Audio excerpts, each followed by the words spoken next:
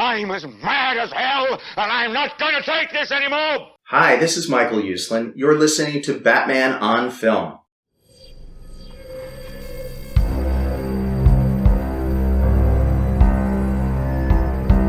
I'm vengeance. I have given a name to my pain.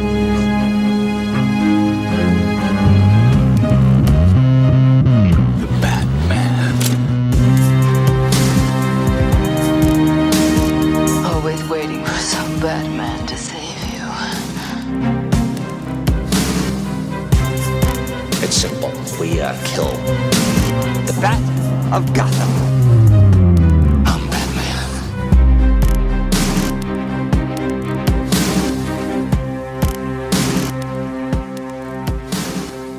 Welcome to the Social Hour, a Batman on Film podcast, batman-on-film.com. I am the founder of Batman on Film, Bill Ramey. This is episode number 155. Let's ride. Pete Verra. Pew, pew, pew, pew, pew, pew, pew, pew, We're talking pew. Sidekicks, Blue, Batman. Woo, woo, woo, woo, woo. I may get to some of that. Sidekicks and Blue it's all Batman. good. Yeah. Sidekicks, baby. Rob. Get on that. Let's go. Let's ride. Let's ride. Let's rob it. Yeah. What's going on? Nothing. Just, hanging out, reading everything. Everybody writes, seeing where they're going, seeing where everyone's headed. Yeah. Well, how's the weather? Got to ask you that. It's nice around here. It's finally getting really warm, so it's been it feels like it's been like 70 for 2 days in a row. Oh, I'm wearing a jacket at 70. It's nice. Gets cold It's like 50 nice. some at night, so it's getting there. Yeah. It's getting there. We've been having 40s, low 50s, 70 something. It's just great weather right now. Great weather. Had some 30s last weekend. We may sneak in. The rule is, until Easter, don't plan anything because you always get another. You can get a frost or a freeze, before. Sounds about right. Before then. So, but I know what's around the corner. Here. Baseball Inferno. season. Well, and baseball season. Now, this is the time of year I start really paying attention to the NBA. So, with the end of the season, and then you get into the playoffs. I saw that you were all about Kyrie's That was a hell latest of heroics. Did you see that shot? It was a good shot. That was unbelievable. So yeah, it was Sunday.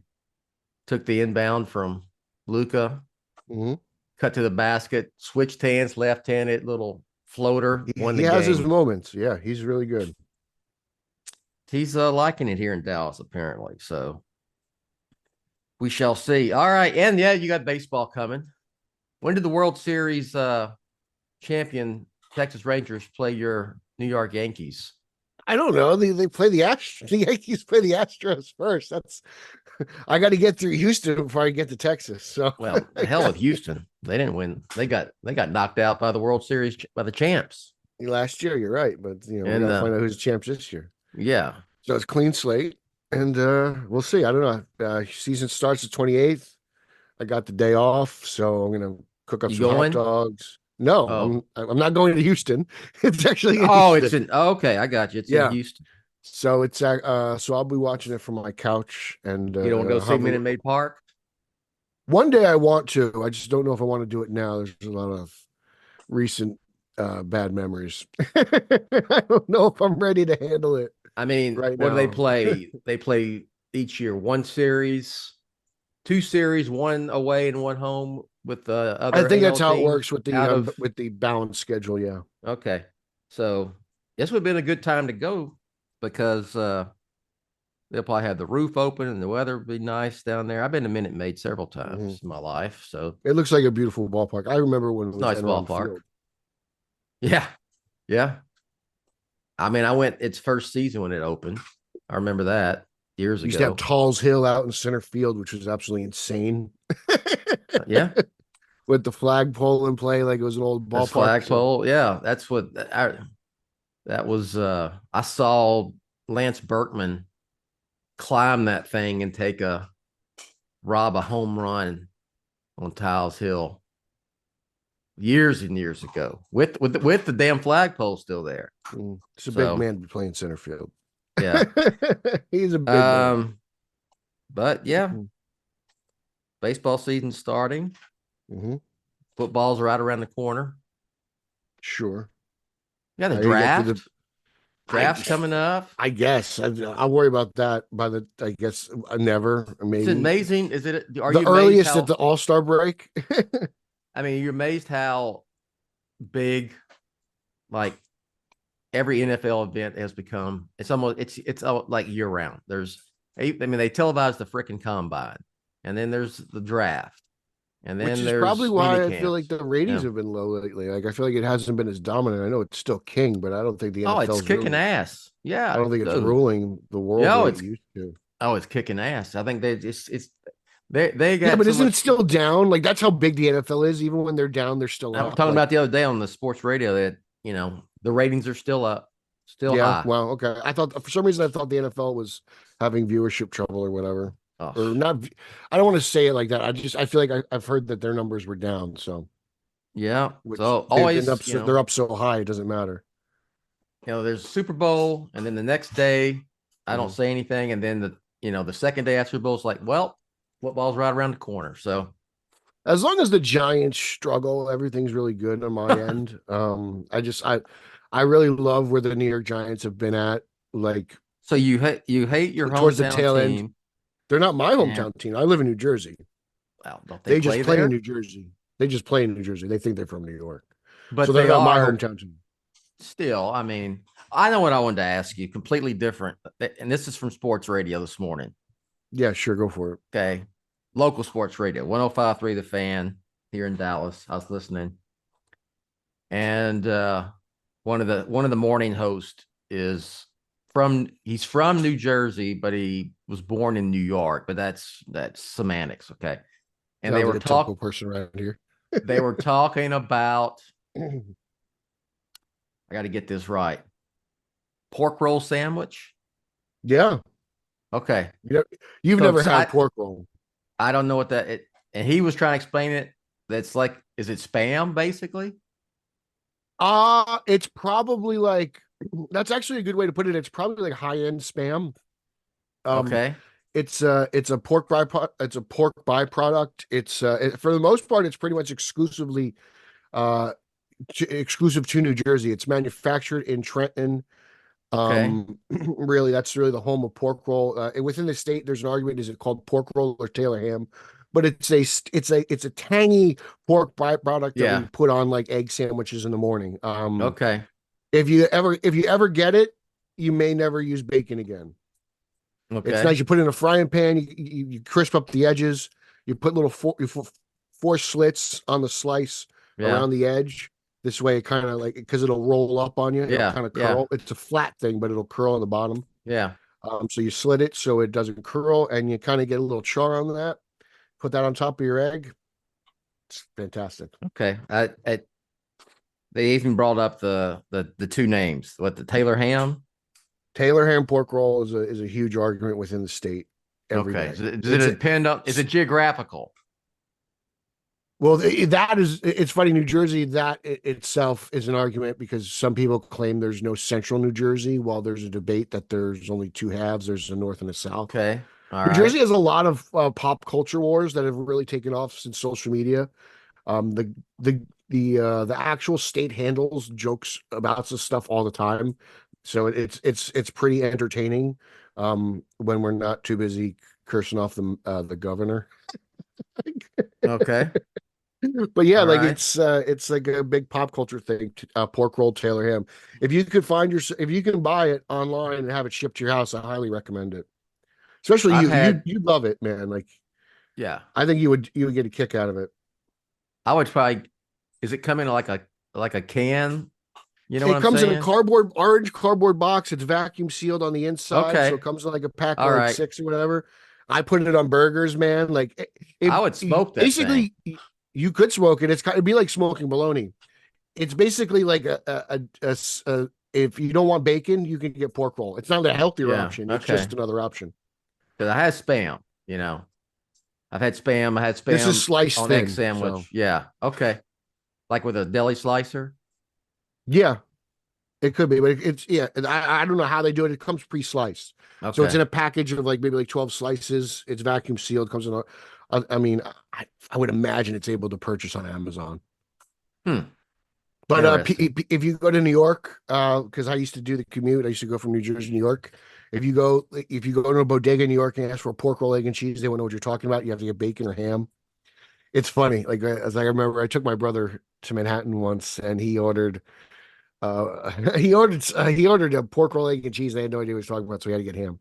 It's just right. That's a stone's throw. Yeah, there's little things. We're not that much different, but there's little things. You know, if you get somebody from New York started on jug handles in New Jersey and they can't make left-hand turns, they'll freak out. Well, hell, I mean, y'all have got the debate over whether there's 3 parts or 2 parts in New Jersey, and there's like 56 different regions of Texas. So, you know, yeah, so well, you're a lot bigger. We're a lot more densely populated, but you're a lot yes, bigger. yeah. We got. Oh, anyway, all right. Yeah, one of the original 13 colonies. Yes, those history buffs out there. That would be me. Yes, that is correct. You're nothing more than a 13. sidekick to my Batman. That's all you are. Yes, we're gonna get to that. Hey, you're a sidekick. We're gonna get to sidekicks. Texas ain't sidekick to no state. You're a sidekick state. They say don't mess with Texas. Texas is a sidekick. Texas is Batman. Texas is Batman. Okay. All right. Back in 2023, 2024, 2023, probably more likely. I believe speaking of history, let's be accurate here. You know, I consider myself a amateur Batman historian, right? Have I ever said that before? Yeah. Amateur Batman historian, blue Batman hater. Yes. Oh, that's straight up. They were testing actors, they being Christopher Nolan, I think mainly Christopher Nolan, but his cohorts had a say in it, David Goyer and Jonathan Nolan, for Batman Begins. And Jonathan at that time too? He had part to do with Begins, yes. Uncredited. Okay, I thought Jonathan didn't pop up till after Begins. He was uncredited for Begins. Copy. Yeah. And so one of the people you've seen some of the people that the tests have popped up, Cillian Murphy. Yes. I can't remember some of the others who tested back then that we actually seen the video of. What was that one dude's name? I don't remember all their names, but I've seen all the footage. But anyway. So I don't know how many people tested. He talked to other people, blah, blah, blah. And Jake Gyllenhaal was one of the people who tested, and actually was Goyer's choice. If Goyer had and of course Christian Bale got the role, and the rest is history. I think Batman Begins, I think the Dark Knight trilogy would look different if Jake Gyllenhaal had got that part. It's hard to think of the trilogy without Bale. He's just as much of that as anybody else. It's the voiced conversations alone were their own battles. I cannot imagine anyone but Christian Bale. We're so removed from the trilogy. I can't imagine anybody other than the people casting those roles in those roles. For the trilogy, Dark Knight trilogy. For the trilogy, for that story. Like that's just so ingrained in me. Like I can't imagine it. I can't imagine. Yeah. Bale gave it everything, man. He's so one of the all-in actors of all time that I've ever seen. I'm no cinephile, but I've seen some movies, and Bale's, the best actor to ever. Oh, he's one of the best out there right now. Like Pattinson, I need to see a little bit more from Pattinson before I throw him in the ring. He's off to a good start, but he's got a long way to go before he's up to that level. Like Bale's a man, dude. Yeah. Really Pattinson, as a thespian, Pattinson is on his way, I should say, to being on Christian Bale's level. But Christian Bale's one of the top actors working today. And I say actor, not movie star, actor. There's a difference. Okay. And I agree with you. I can't imagine anybody but Bale being part of the Dark Knight trilogy, which is kind of cool because I thought, I can't imagine anybody but Keaton playing Batman in Batman 89. And yes, agreed. I was just about to say that. So it's, and I can't imagine anybody Adam West being from the Batman 66. They fit what they're trying to do. They know what they are. They know what everyone's trying to do. They're all on the same plan. So. Isn't that's a great thing about Batman, right? That we can have that where there's the Dark Knight trilogy. There's the Batman saga. There's, Batman 89. There's Batman Returns. Well, if you want to count Batman Returns as a sequel to Batman 89, but you get what I'm saying. An amazing Elseworlds tale, to be fair, I'm being honest. Keaton is more known for Batman 89 amongst the, just in general. Yeah, than probably Returns. Yeah. It'll be the movie that stands. Yeah, it's probably the stand the test of time movie between the two. And I'm going to get to some of the other Batman in a second, but yeah, I think it's cool. But anyway, back to Gyllenhaal. So I hate even plugging this website because it's full of it's just a clickbait bullshit website. We all know. But I do try to do things right. So Screen Rant was interviewing Gyllenhaal. He's got the Roadhouse movies. That's what's coming out. Yeah, he remade that old Swayze movie. Yeah, right. Yeah. Which is like, why would you bother doing that? Come on, guys. Yeah. Swayze, you ask your wife, Bill, if she wants to go see this Gyllenhaal movie or she'd rather watch Swayze. Like, I don't think there's a contest. I'll just be honest with you. That's a heartthrob for a generation. I saw the original, but way back in the day at the movie house, the picture show. You were on a date, weren't you? You were on a date. I don't know, man. When did that movie come out? Were dudes lining up to see Swayze movies, or weren't they all chick flicks back in the day? No, Roadhouse. That was kind of like a guy's movie. Was it really? Yeah. I mean, I guess the women just showed up because it was Swayze. I mean, it's just like, I'm sure they came in because I think of Ghost all the time. After Dirty, back in then you just. Oh, Dirty Dancing, yeah. You didn't have all these choices, Mm-hmm. You went to the movie and you had cable. We had 3 movies in 2 theaters and only 12 seats in each. Yeah. So you went, back then I'd see everything at. Okay. So you were a cinephile. Well, I just was regular for that era, That's what they called you back then, regulars. Yeah, yeah. Yeah. So Gyllenhaal, anyway, he's doing press for this Roadhouse remake, which I don't know why you remake. Like I said, why do you remake Roadhouse? But anyway, if they remake Jaws, I'm gonna go to Burbank with a sign. They've tried to, haven't they? They kind of try with those Meg movies, right? That is not Jaws. I know. But it's kind of like, we're not remaking Jaws, but here's a shark movie. As long as they know, that's fine. I'll take every deep blue sea they can throw at me as long as they don't touch Jaws. So Gyllenhaal, and this is how this goes, because this was everywhere. Even the freaking trades picked it up. I missed this. Am I just muting everyone that I should be muting? Because I didn't see it. I get up in the morning, I start, I do my BOF thing. I go to Google News, I put in Batman, I just check. I check my email, see if I saw it in the Facebook group.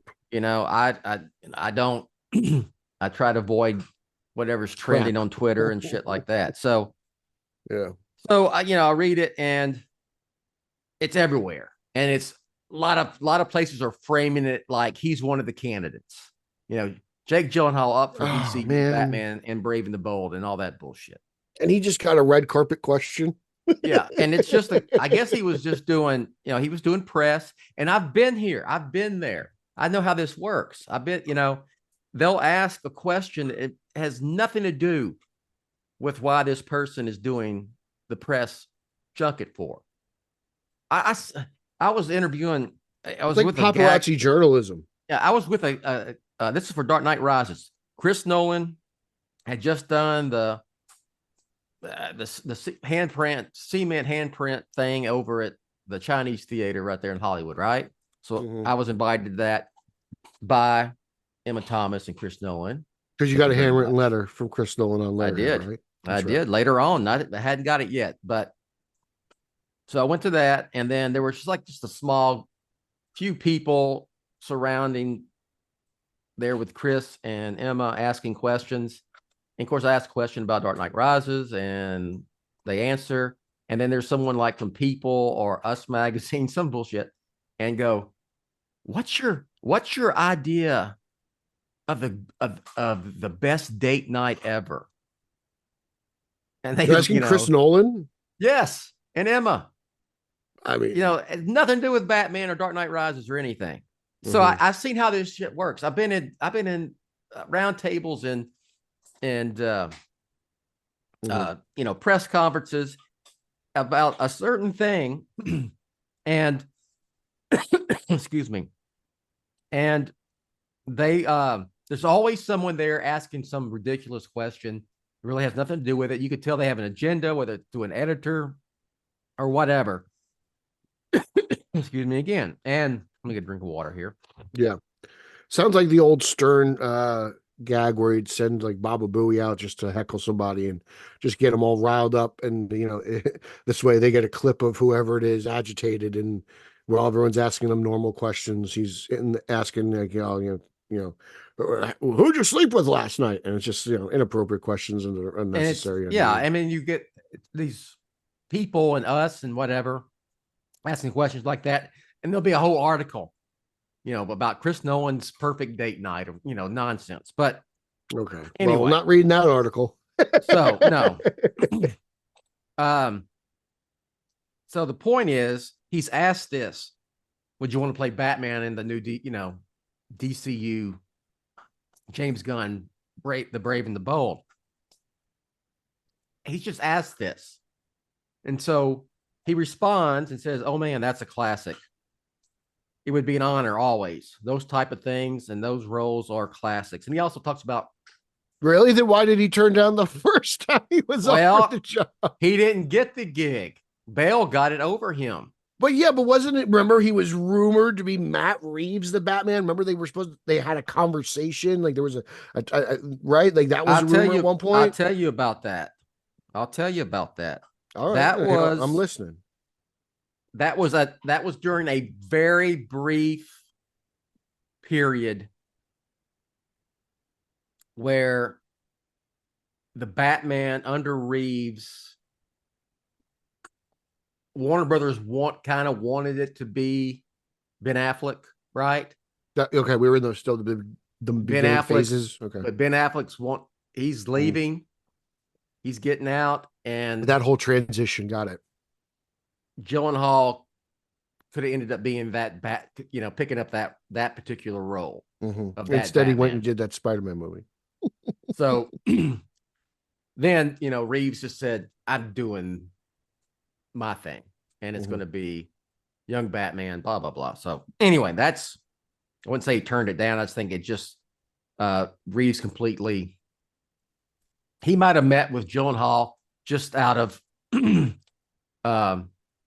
respect for Warner Brothers. Say, "Hey, can you meet with Jake Gyllenhaal?" But I'm pretty sure he always wanted to have his own thing, and that's what ended up happening. He got the Batman. So anyway, he's just asked this. Then it's turned into, it's like a freaking wildfire. It's like Jake Gyllenhaal up for DCU Batman, and I just he's got a very PC PR, positive PR response. Again, "Oh man, that's a classic. It would be an honor always. Those type of things and those roles are classics." He's not going to say no. He's not going to say Sounds yes. like a freelance employee who's always open to work.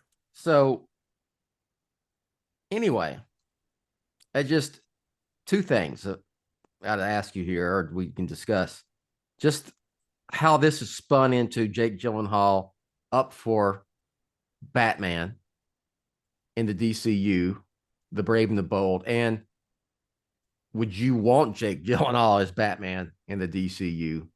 Which I kind of am apprehensive even talking about that because there's no script, probably not a director. It's a long ways away, and we got another freaking Batman movie coming before that. Batman Part 2. Here's the thing: like, this movie at this point in its production phase is not on my radar. There are many projects that are much more worth my time right now. The Batman 2, the Penguin, Joker 2, Superman. That's what's coming. That's what's going to be on the screen really soon, big and small. That's where my focus is. I can't get into this until I know more about it, because as of right now, it's just a title on a piece of paper. We supposedly Muschietti's directing it. We'll see. I don't know anything about that. But there's a lot more that just needs my focus at this point. Yeah. And that's what I said in the Facebook group too, to be honest, because there's just nothing to talk about for this. There just isn't. Okay. Like, they made an announcement. We all had our initial reactions. We all know about it. We've all heard what each other's had to say to death now. And that nothing else has happened with this project. So I'm just going to focus on what's being made to be watched, because this holds no weight. I don't know if I want this guy in this world, because I don't know what this world looks like. Like, let me see what happens. If he's going to bring to the table what he brought from Mysterio, then no, because he didn't even look like he was in the same movie as the rest of those actors flopping around in front of that green screen in that Spider-Man movie. So I don't, to be honest, I don't care. I'm not thinking about this until I need to, and there's just nothing there to even talk about, to be honest. I just, whatever. Well, let me see Superman first. I got to get through Penguin and Joker first, man. Like, that's really what I need. Yeah, you got Penguin, you got Joker, you got Batman Part 2, which we know it's moving to 2026, even though it could come out earlier. I've kind of sort of been told / heard that it could come out sooner. It could have come out sooner, but they are really like that first weekend of October date. Yeah. And that's why they made it a whole year. We want that weekend. We want that date. To be honest, I feel like this Teen Titans movie is further in development than The Brave and the Bold. That has at least a writer.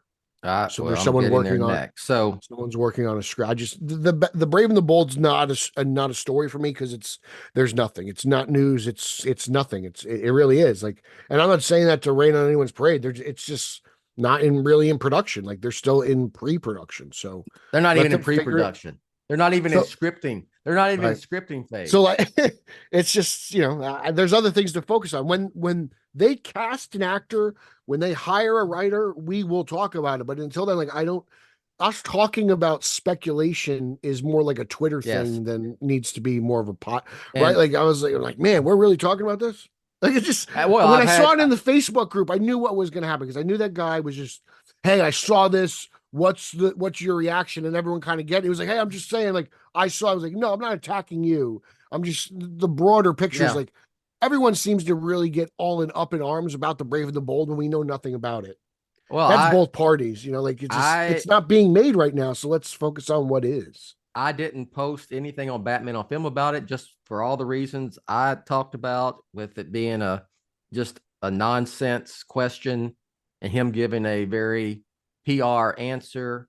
There's nothing to it. I'm not going to clickbait on Batman on Film. That's why it's not on there. And I had people, email, why aren't you covering this news about Jake Gyllenhaal being up for Batman and The Brave and the Bold? I say he's not up for Batman and The Brave and the Bold. See, and that gets twisted as you being a hater, but it's actually you doing legit everyone a favor by doing real journalism. I'm not I pretend I'm a pretend journalist, but that's fine. I'm a pretend radio host too. Yeah, like, when you do it right. But I try to do it. I try to do it the right way, and I'm not going to do that. So, anyway, I just want to address that. I like Jake Gyllenhaal. I'm not. Look, like you said, Batman, The Brave and the Bold's not even on my radar. The premise of it doesn't really float my boat. Probably not my thing. I like him. I think he would be a fine Batman, but we'll get to that when we get to that. You know what I mean? Yeah, I need something more to talk about other than somebody was at the red carpet and we asked them if they'd want to play the Joker. You know, it's no different than we spoke to Willem Dafoe. We showed him a picture of an AR picture of the Joker. He thought it'd be cool if he got to play him. Like that's what this is. You know, like that's exactly what it is. Johnny Depp is up for the Riddler. You know, it's like, okay, you asked Johnny Depp if you want to be the Riddler. That's not news. Again, freelance employee is open to work. Like that's what this is. Yeah. I'm sure these guys would love to work for Warner Brothers. Why? Because they're going to get paid. You mentioned with that, that, all we have with Brave and the Bold is it was announced. Well, we've had all these announcements, and then already we've had James Gunn had to kind of walk back, a lot of that back and say, "Oh, hello, Graceland." I don't know if you could hear that. She's in there. Oh, I heard her. Okay. I heard Ramey. Someone must be milling around at the door. Anyway, he looks like he got a Funko Pop delivery. Okay. I have one. I have one. I don't have a Funko Pop, but I found a Dark Knight the Dark Knight Two-Face from back in 2008 action figure. Who was putting those out? Mattel. Okay, well, I got one on eBay. That's it. I didn't have that one, so I got one on eBay. That's supposed to be coming. So the OG, the original, I have those. Maybe, I have that maybe one as it well. dropped off. I have a lot of the other ones, Catwoman and all that. So they announced stuff. They've had to walk it back. Things have changed, moved around, blah blah blah, and it's got to fit here because of this and that, and we know it's all connected. But anyway, they're adjusting their story already, and then in all the midst of it, the trades pick up. There's a Teen Titans movie in the works, and we've got a screenwriter, and it's the young lady who is writing Supergirl, Woman of Tomorrow, and two thoughts on this is that okay, you're adding this must be something they're adding in because it wasn't quit announcing things, quit announcing this list of things. Is it just me, or does this just feel like this is what Warner Brothers does? Like this is what they've always done with their DC properties. They just announce a million projects. Like it's funny how nothing with James Gunn has really changed, except for the interactions on Twitter. Like people didn't used to have that with a Warner Brothers figurehead before. Now they do. But it seems to be that's just how Warner Brothers operates. Here's a million projects that we plan on doing at some point if we get a chance to do them, but this is them. and the executives change. Ownership has changed, and it's still this same thing. Yeah. We've seen them since the Sujihara era when this really started being like announce and not make stuff. Nothing has really changed except for the people making the announcements. It just seems like this is how Warner Brothers runs. It's like, okay, you didn't announce this Teen Titans as part of this Gods and Monsters, but it could be further along than something you did announce, The Brave and the Bold, because it does have a screenwriter. Mm-hmm. I forget her name. Do you know her name? No, but instantly when they announced her, I was like, oh, she sounds like the new Hudson. Like, oh, we're gonna get her to write everything. So she seems to be the DC writer at the moment. My thoughts was, okay, well, the announcement thing, I just went over that. Quit announcing stuff. Stop. Just once you got a director, a script, and you're about to get a green light, and then put it out there. Okay, just stop with the announcements. That's one thing. Also, with her writing this script and she also wrote the Supergirl script, then it's probably not an Elseworlds movie. No, there's connective tissue there, right? Yeah. Who's more familiar with one script than the writer itself?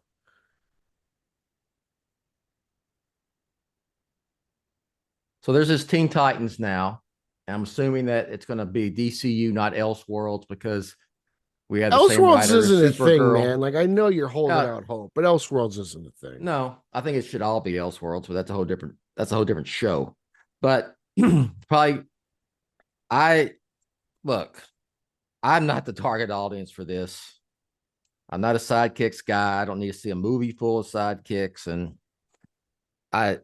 whatever. I don't care what incarnation they're doing. I don't care if it's like what is it? The 80s? Was it what is the renowned? We will see what they actually Titans? do. I remember Gotham was supposed to be Gotham Central until it wasn't. I think it's going to be a little strange to be introduced to the new Robin before the new Batman. Who knows? Who knows? You know, I have Robin questions. I have Nightwing questions. Like, where's Dick Grayson? Is this the Titans or the Teen Titans? Is this going to be Damian? I'm assuming Damian's going to be the Robin in this. So that seems like that's where we're going to get our introduction. Maybe Batman is more of a side character and he's in the periphery, and this is how we get introduced to him. I don't know. Very, very interesting questions I have for this. This is only something that could exist in a shared universe, because like you can't do a standalone Teen Titans thing. They tried to do that with a TV show and it failed miserably. The Titans show is horrible. Like it got like a season and a half of good TV. It is not good. So you can't just make a Teen Titans movie. I don't think so. I like seeing these characters built up and then form a team. Like I like the MCU model. If you're going to do it that way, where let's introduce them and then let's put them all together. Let's take our time and build it. This just seems like another Warner Brothers thing where it's like they're catching up, so they're going to throw a team up movie at you. Like it's kind of like what Suicide Squad was. Like, let's get all these Batman villains together and throw them on the big screen, and then we'll, because we can't introduce them in solo Batman properties, it'll take too long. Again, it always feels like they're always putting cart in front of horse.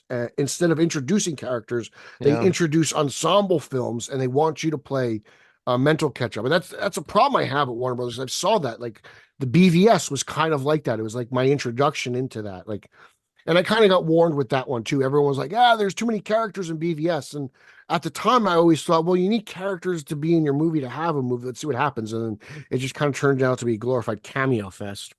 Well, I would say I see a lot of parallels here. You could just do Teen Titans. If you were just making movies, you could just do Teen Titans. It wouldn't matter. Just like you have Joker and Joker 2, and you have the Batman, and you know, but when you got, I feel like Joker's such an extreme example because it separates itself so far from a traditional Joker, right? Like it's but everybody so out there. It's still they did, and they still or expect a lot of the Batman stuff to show up, or Batman to show up, and then they were trying to connect it with Robert Pattinson, Matt Reeves, and then that was not the case. I think you just make the movie. Was that a real thing? They were really at one point trying to connect. Okay, no, not with Joker. I mean, I wouldn't doubt it at all if it was. I'm almost 100% positive that one time they probably said, do we want to bring Matt Reeves and Pattinson as? I'm sure it was discussed, Batman, and they said no. And then Reeves is like, I'm not doing that. That's not who Joker. I want. No, I don't think that was. They never. I don't think. Todd Phillips Joker had any interest in that. Joker as a character is such an interesting animal because he's almost as popular, I want to say, as Batman. Whereas standalone team, like you're gonna like, does anyone outside of us as fanboys know who the hell Starfire is? No. Like they're just good, it's just for me, I would like, and I think Starfire isn't necessarily a character that shows up in somebody else's movie. Like she obviously pops up in Teen Titans, but I just don't think if anyone knows who that character is. Like I'm sure people can grow to love that character, a la Gamora in a sense. Yeah, I don't think Joker's so big. I don't think you would have. Let me preface. Clearly, this will be a DCU movie. However, I think if you wanted to make a live action, big screen motion picture of Teen Titans and just have it be its thing, I think you could just do it. You don't have to set up. It just is. It just is. It just is. Just like the Joker just is. I mean, the Joker, the character, I would like to see Aqualad pop up in an Aquaman movie more than him in a Teen Titans. I mean, who wouldn't? Aqualad, and we're talking about Aqualad. If you're talking about Teen Titans, I'm going to talk about Aqualad. Like I can't help it. That's the which incarnation of we are getting? We're getting the Teen Titans Go. They're going to do a live action Teen Titans Go. I don't know the Teen Titans animated. What was that? Isn't there some? Well, here's another thing too. Like renowned run of this Teen Titans in the 80s. Wolfman Perez run. Wolfman, yeah. I've mentioned this on shows. I believe mine, and I believe a Batman on Film show I did with Kowalski. There's also like no plans for Wonder Woman, but if you're going to do Teen Titans, you've got to include Wonder Woman elements in Donna Troy, right?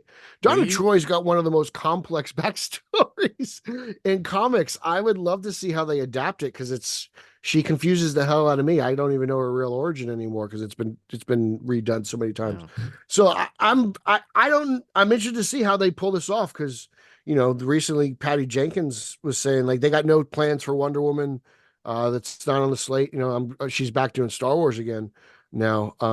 It was interesting. She opened up about her conversation with Gunn. If they have no plans for Wonder Woman, I'm just like, okay, that's interesting. Well, they clearly have no plans for. You got plans for Wonder them to Woman somehow? From there's another one. They announced that. Is that even going to happen? And that was a TV show. That was a Max I don't thing. know. That's what I'm saying. Like, I'm just stop announcing shit. I'm worried about what's in the pipeline. Joker 2, Penguin, Superman, the Batman 2. I know about that stuff. That's what I'm worried about. That's exactly right. So look, we'll see what happens with Teen Titans. I don't have any interest in it. But whatever. They're doing what you they're love do. Speedy, so I think you would see this movie. Speedy. I like the big Speedy guy. Strung out on heroin. That is a wonderful classic. It is. That is a classic tale. That's a classic. I will give it that. That's very important.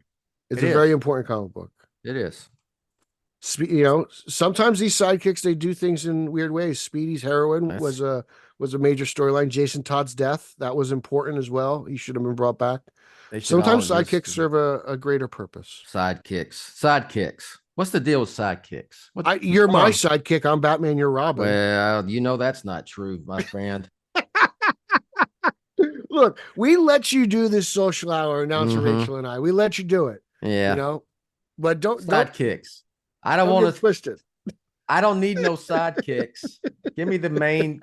I never wanted to be Robin. I wanted to be Batman. Even when I was 3 years old, I had a Batman costume. I don't want any. I love being Robin. I play Robin in Gotham Knights all the time. It's so much fun. I love Robin.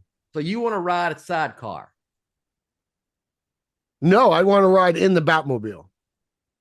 No, hell. Well, the sidecar's not bad because the sidecar comes off and it's its own little vehicle. Sidekicks they ride sidecar. I'll ride sidecar. I'll let Batman do the driving. That's fine. Okay, whatever. I'll be hanging out the side of the Batmobile throwing them batarangs at the Joker. I'm fine with that. I got no problem. Sidekicks. I love Nightwing. Nightwing's a great sidekick. He became his own hero. He's not. I would say that Nightwing is not. He can't even be counted. You can't even count him as a sidekick. Not anymore. He's his own hero. No. Yes. I mean, like Robin. Robin created to lighten up Batman comics and make it more accessible to children. And it worked. I'm hooked. Knock yourself out with these sidekicks. I love a good Robin story. Long live the Drake. Long live Hoss. I'm going to look around. I got a few Robins in here. I'm getting rid of them. To hell with them. That's horrible. Put them in the garbage can. Batman and Robin. Batman and Robin. Remember that. It's the Batman, the singular, not the Batman and Robin. Okay, calm down. Put your purple gloves on and calm down.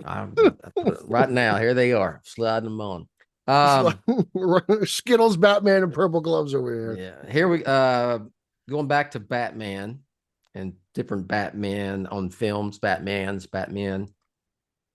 Recently, I think I read this in the same outlet I mentioned earlier. I won't mention it again, but there was another BS article, pure clickbait, that started with the fact that Mark Wahlberg was doing an interview here recently, probably for something he's got coming out. And he makes like 200 movies a year, that guy. Mm-hmm. And mentioned that he had talked to Warner Brothers, whoever, Joel Schumacher back in the day, about the Dick Grayson Robin role in Batman Forever. Sounds about right. And and I said, okay, he's actually like he's a little older. Wait, he's basically him and O'Donnell the same age, give or take. Yeah. Months or year, whatever.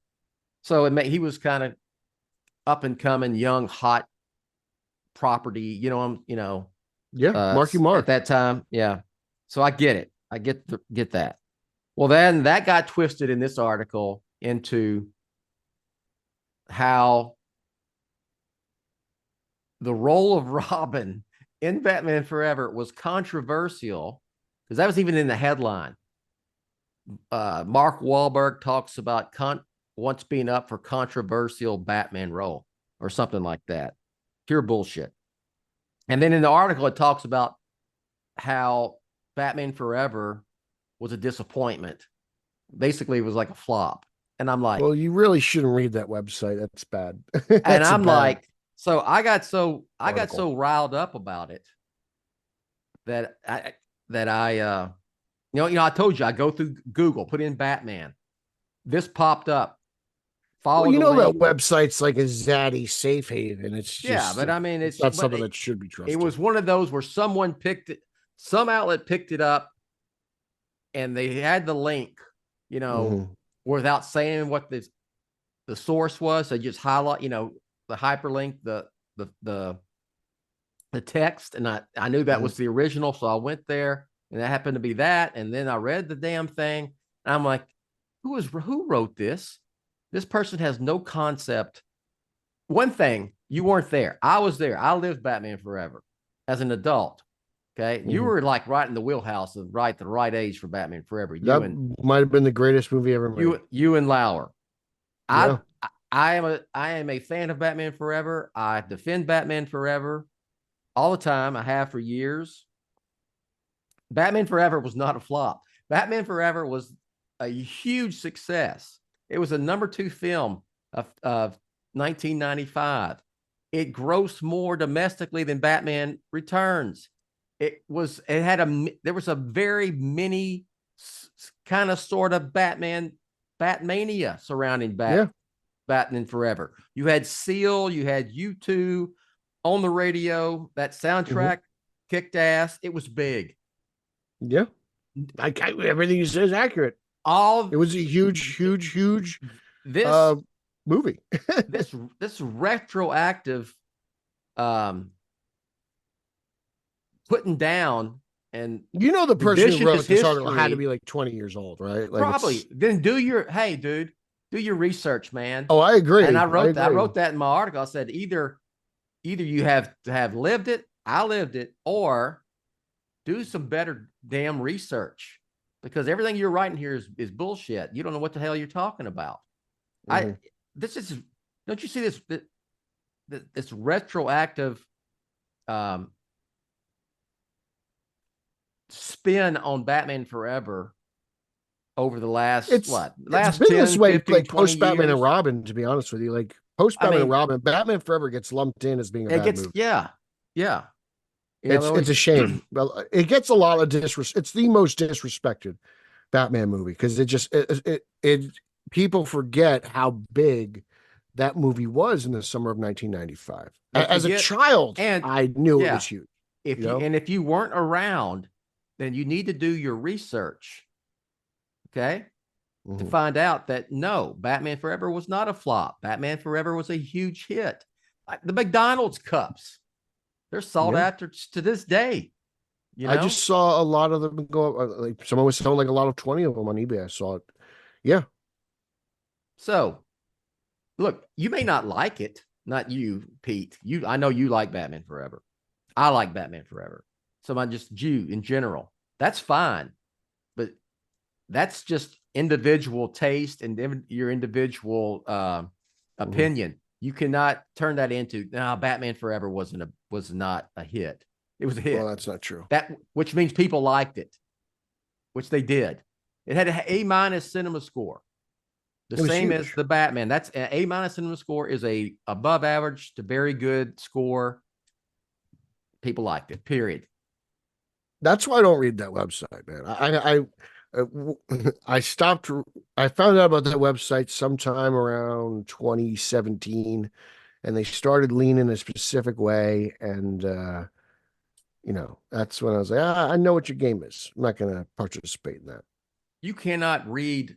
I hate killing other websites, but Is No, they're there bad. are there any sites left that aren't just full of just their clickbait factories, just churning out nonsense so people will hit the click and you know, I don't get, it's like they don't care if they even start the article and went, oh, this is bullshit, and they click out. They've already clicked on it, you know.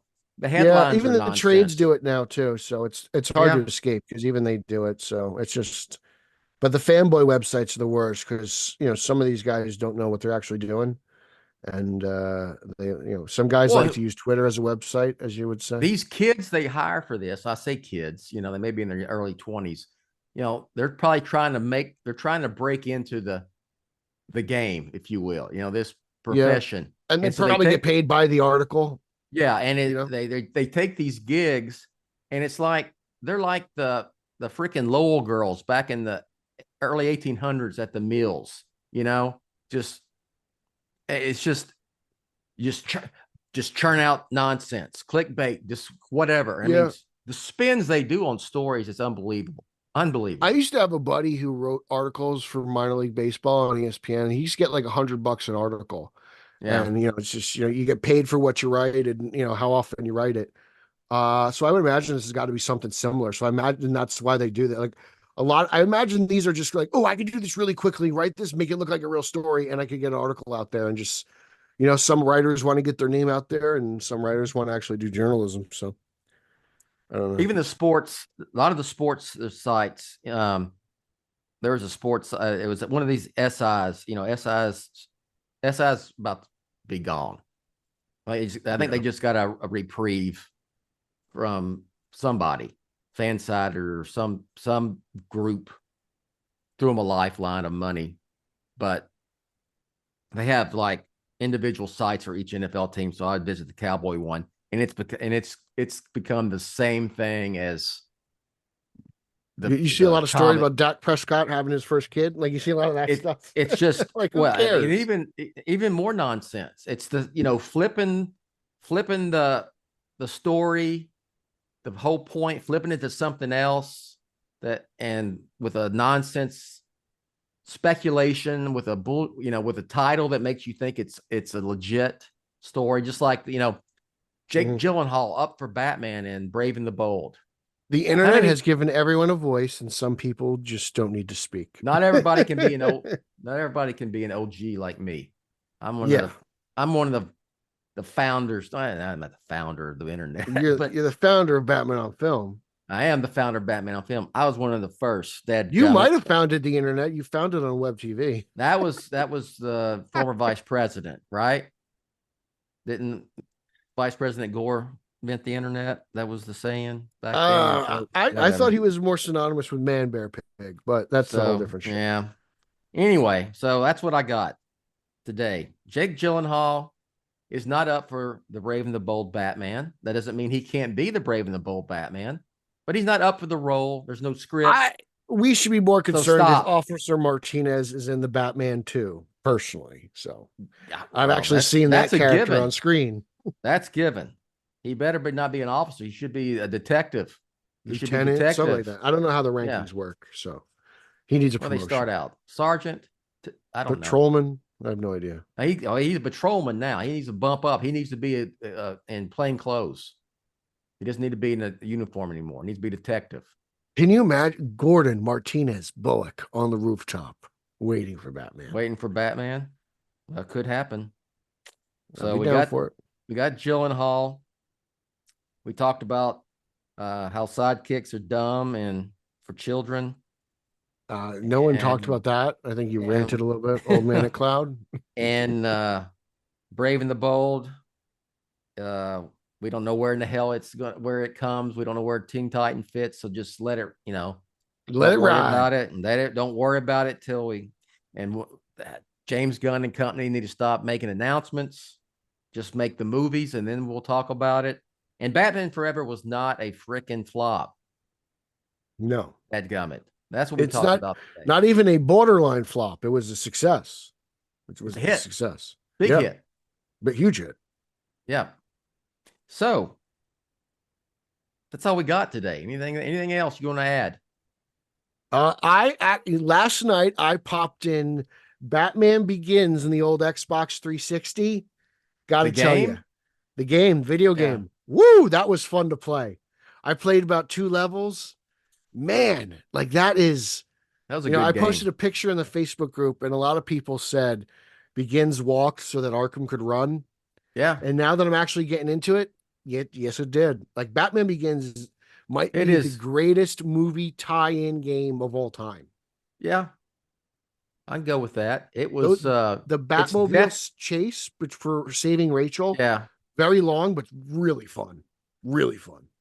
I remember first playing Arkham Asylum and thinking, Batman Begins was the precursor to this. Yeah, you see a lot of influence. Laid the foundation for this. It did.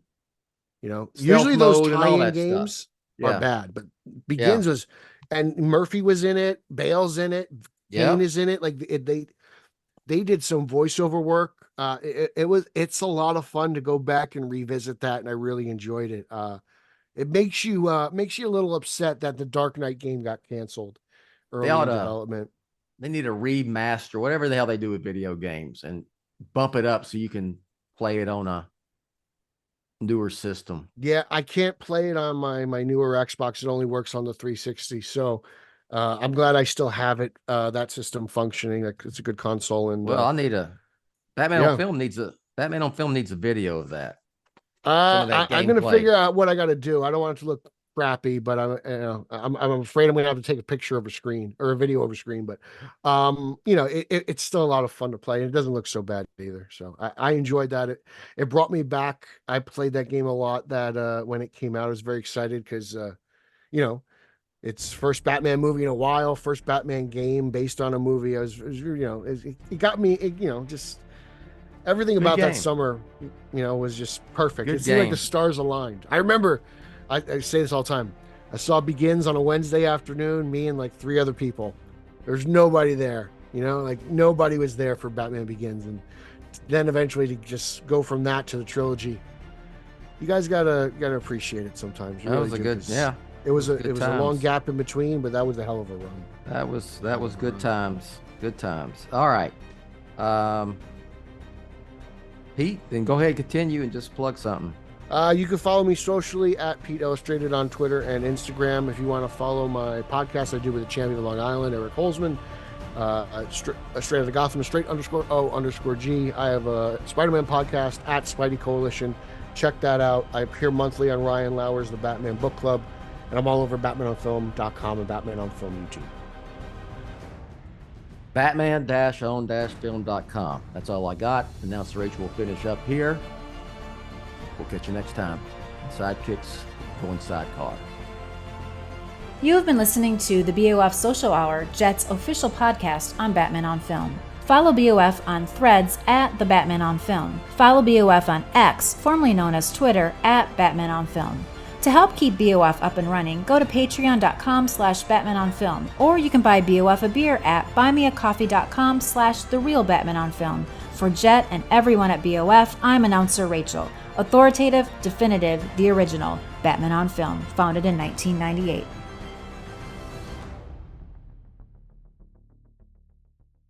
Say goodbye, Graceland.